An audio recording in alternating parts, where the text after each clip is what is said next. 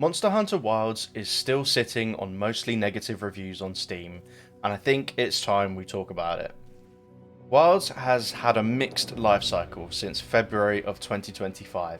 With 3 title updates and various patches, the game is still in a state that the community are unhappy with. It seems Capcom are doing everything they can to improve Wilds, apart from fix the performance issues.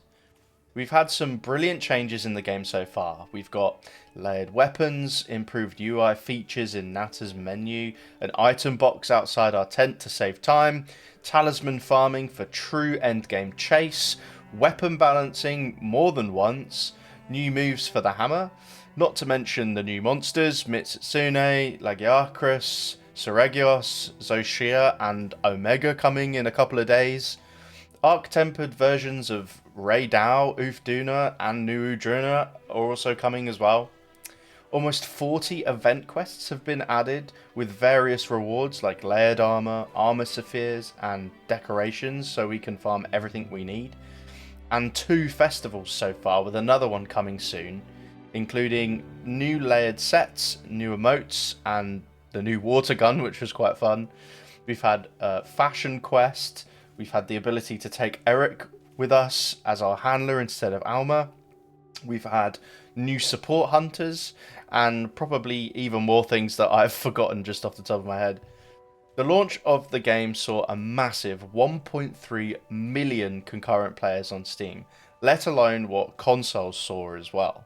Monster Hunter is huge in Japan and so is PlayStation, so it's fair to assume that the numbers on console were also massive, even if it were smaller than Steam charts. The numbers alone indicate the game has been a massive success.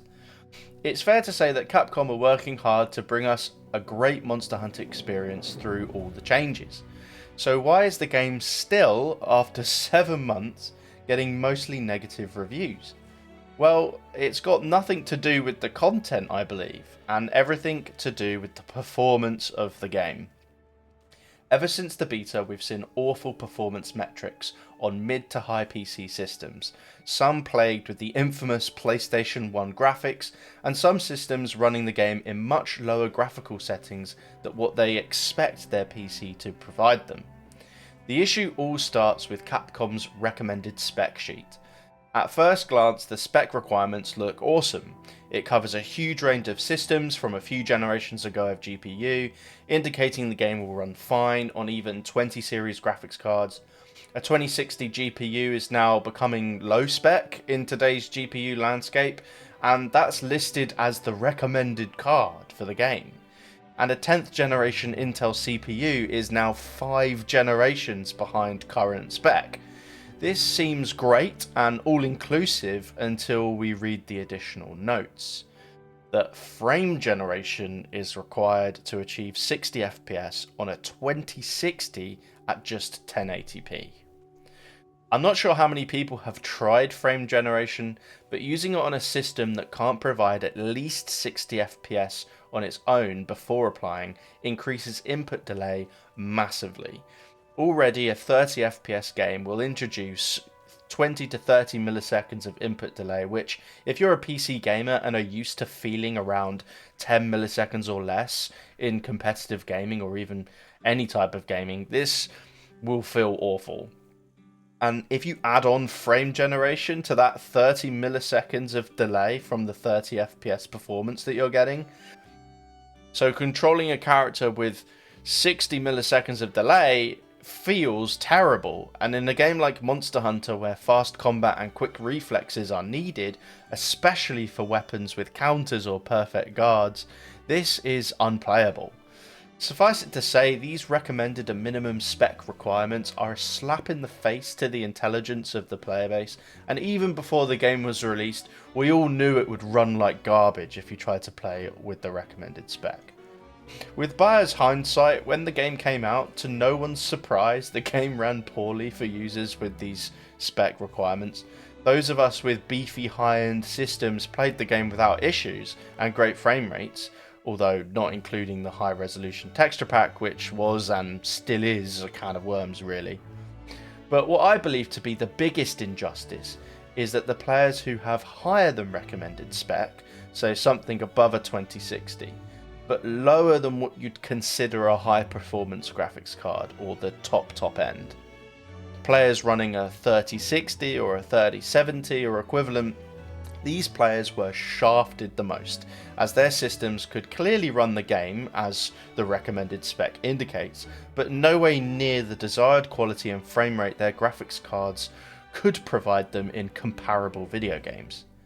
At the start of Wild's life cycle, I think the strong game design of Monster Hunter and the opening couple of weeks helped keep the negative reviews away. I think it's fair to say for the launch of a game, gamers have been conditioned to believe that sometimes launches have problems, and for most cases, the games are usually patched after a few weeks, sometimes even a couple of days, and the problems are all solved. I am with the belief that the community sentiment was just this: we were waiting for the performance patch, but the performance patch never came. So, bingo. And we're still waiting.